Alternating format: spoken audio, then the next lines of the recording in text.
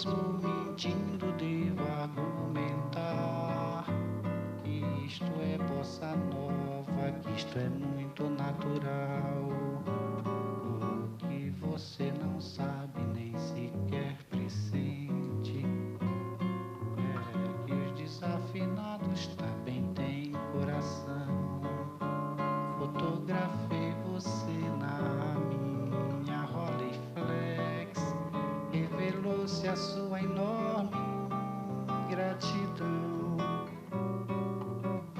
Só não poderá falar assim do meu amor. De volta com o Tô Sabendo, e hoje em pauta, semínima ou colcheia, a bossa de João, com Jorge Portugal, também entrevistado, e Caetano Inácio, também entrevistador. @JorgePortugal09 é o Instagram. Entre, isso, converse com a gente, dê o seu palpite sobre até os próximos temas. Caetano, você tocou num assunto que foi a lembrança, a memória, né, dos monstros sagrados da MPB sobre um momento em que o viram pela primeira vez, Chega de Saudade. Eu devo lhe dizer que eu fiz, em ocasiões diferentes, entrevistas com Chico, com Gil, com Caetano, com Paulinho da Viola, perguntando exatamente isso. O que aconteceu com a sua vida quando você ouviu pela primeira vez Chega de Saudade com João Gilberto? E todos eles tinham uma memória precisa, onde estavam, o que estavam fazendo, não é? Estava fazendo calor, estava fazendo frio. É impressionante. É como se, mal comparando, gente, e bote mal comparando nisso, eu perguntasse a uma pessoa que tem mais ou menos 30 anos, não é? Onde você estava no 11 de setembro de 2001, quando as Torres Gêmeas foram atingidas, não é, por aquele ato? Pois é, todo mundo sabe, todo mundo se lembra. E, no entanto, todos esses grandes, né, papas da nossa música, eles têm a memória precisa. E, com um adendo, me responderam. E aí eu tomei, entendeu, uma decisão. Comprar um violão. Ou pedir a minha mãe que comprasse violão. Ou pedir a um tio que comprasse violão. E todos eles tomaram, né, esse rumo. Você escreveu recentemente um artigo, né, sobre João Gilberto no Facebook, que eu reputo, sinceramente, o artigo mais bonito que eu li, entendeu, sobre esse fato. Você levou um tempo enorme elaborando o artigo ou ele saiu num grande jato inspirado? Na verdade, foi um trabalho de edição, porque foi o músico e ainda hoje é a música que eu mais ouço em toda a minha vida, é de João Gilberto. E já li muitas coisas a respeito por esse interesse, e aí a gente tinha que delimitar, né, um pouco desse acúmulo de informações para fazer uma homenagem singela ali. Interessante, aproveitando o seu gancho, é falar do significado de um divisor de águas, né? Porque o 11 de setembro é considerado o evento que inicia o século XXI. E lá no artigo eu coloco que o João Gilberto, ele deve ser considerado na história da música brasileira como o Jesus de Nazaré, Jesus Cristo na história da música ocidental. A gente divide o tempo em antes e depois de Cristo, é assim que nós registramos quando escrevemos. E assim também devemos registrá-lo em antes e depois de João Gilberto. E toda revolução, ela não é feita sem trauma. A aparição de João Gilberto é um evento traumático, é por isso que todo mundo se lembra. Mas ele também foi bastante criticado logo que surgiu, né? Inclusive a música Desafinado de Tom Jobim e de Newton Mendonça é uma paródia a essas críticas. Imagine, um dos cantores mais afinados do mundo que pode haver, João Gilberto, ser chamado de desafinado porque não cantava com a voz cheia. E outra, além dessa inovação vocal que ele estabelece, já havia ali na era do rádio alguns cantores que se distanciavam desse estilo operístico, como o Mário Reis, como o Noel Rosa, como o Miltinho, mas ele é quem faz isso de uma maneira mais radical e mais revolucionária. E além desse ponto da voz, tem a questão também do violão, porque o violão era um acompanhamento assim secundário, né, para as vozes e as orquestras que assumiam o primeiro plano. E com João Gilberto, o violão ele passa a ser um ator principal junto com a voz. São duas entidades de igual valor. Seguindo este princípio, você também prometeu, chegou até a jurar grande amor.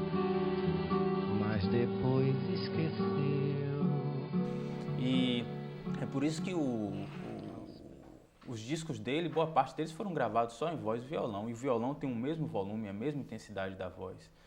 E a inovação que ele coloca no violão é, além da batida, né? Aquele samba sincopado que ele consegue traduzir para o violão, tocar os acordes, e o ritmo da música ao mesmo tempo, né?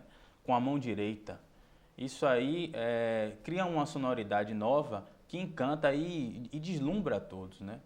Ele chegou no Rio de Janeiro para apresentar isso, primeiramente para Roberto Menescal, e depois foi fazendo uma turnê, né? Pelos grandes nomes da música que ficaram imediatamente abduzidos por essa nova forma. Rapaz, olhe bem. Já o meu artigo, né, ele foi pelo caminho do professor. Né? Eu fiquei um tanto quanto boquiaberto quando, né, indo ver meu neto lá em São Caetano, seu filho, Theo, eu perguntei, o rapaz do Uber me perguntou, professor, o senhor parece estar triste, o que é que houve? Eu disse, rapaz, estou triste por conta da morte de João. Ele perguntou, que João? É algum amigo seu? Ele, João Gilberto. E você era professor também? Política? Eu digo, não, amigo.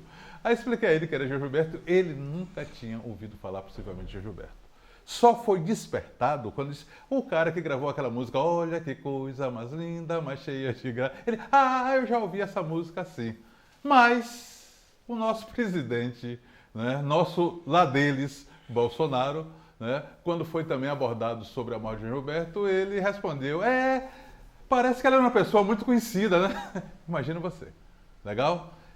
E culminância das culminâncias, quando nosso querido Dani Alves, baiano de Juazeiro, conterrâneo de João Gilberto, levantou a taça da conquista do campeonato da Copa América, eu achei que ele fosse fazer uma menção à memória de João Gilberto, naquele dia, naquele domingo. E disse, ele vai fazer, ele vai fazer. E ele não fez, ou não se lembrou, ou talvez menino pobre, estudante, não é, de uma escola cheia de precariedades em Juazeiro, ele talvez nunca tenha ouvido falar em João Gilberto. Foi aí que eu pensei, é preciso criar um modo ou um estilo João Gilberto de educação. Estava pensando hoje de manhã. Não é? Uma escola que, na verdade, trabalhe com o modo João Gilberto de educação, tomando João Gilberto, o seu comportamento, o seu procedimento, a sua inventividade como modelo para a gente comunicar o conhecimento. O que é que você acha? Eu acho uma bela ideia, né? Porque a música de João Gilberto é civilizadora, ela educa nossos 5 sentidos, ela nos ensina a escutar com mais atenção e talvez por exigir de nós, né, uma escuta mais ativa, mais dedicada, não seja uma música tão fácil. Você vê que João Gilberto é a presença mais influente da história da música brasileira. Não haveria uma voz como a de Roberto Carlos ou de Anitta, um talento contemporâneo, sem João Gilberto, e, no entanto, a música dele não é tão popular. Aliás, a Bossa Nova não é popular em nenhum lugar do mundo, é uma música mais consumida por classe médias e por elites, não é?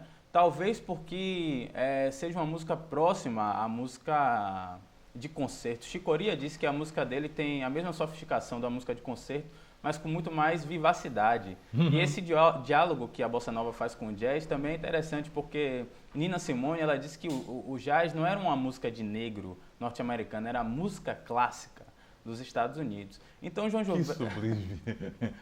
Gilberto tá nesse patamar, né? E ele é reconhecido como tal pelos gigantes da música americana, da música mundial. Eram pessoas como Bob Dylan, Chet Baker, Miles Davis, eram todos admiradores de João Gilberto, né?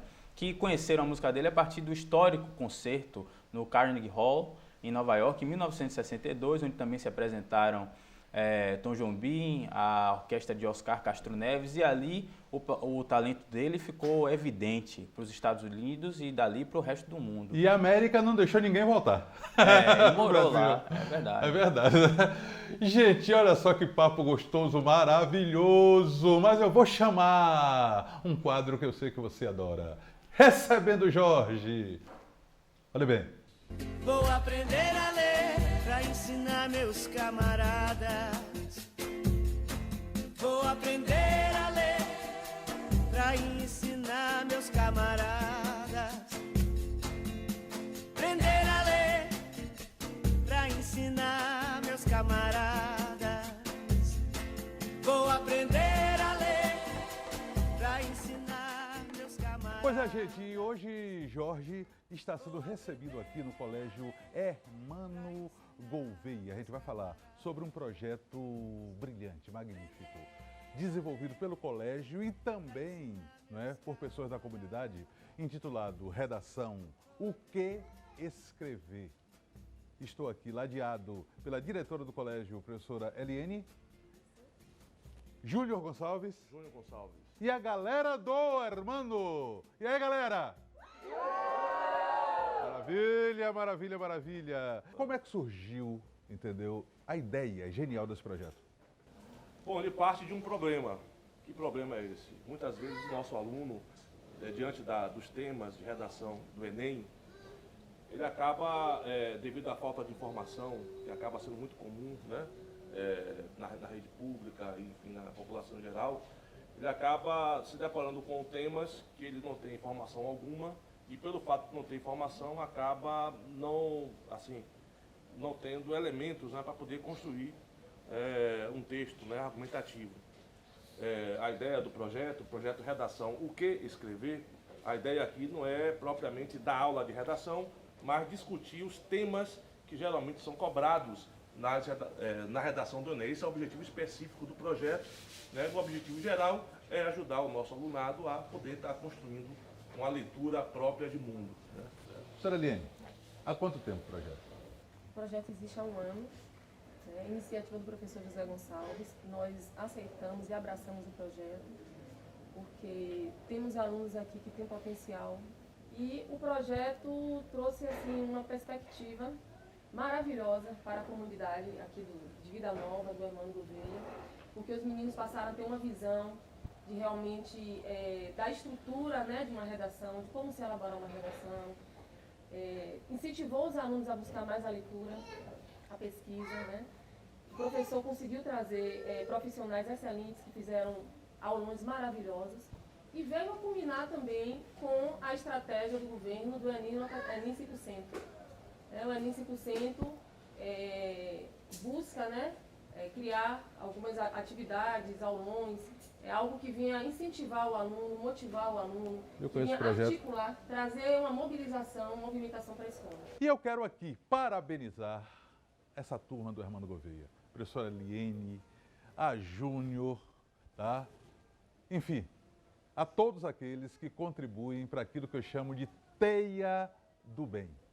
E eu espero que com este gesto e este projeto vocês estejam honrando a memória de um dos maiores educadores de todos os tempos do Brasil. Se eu andar de roupa curta, não quero ser violentada, é claro que eu me respeito. E isso é o suficiente.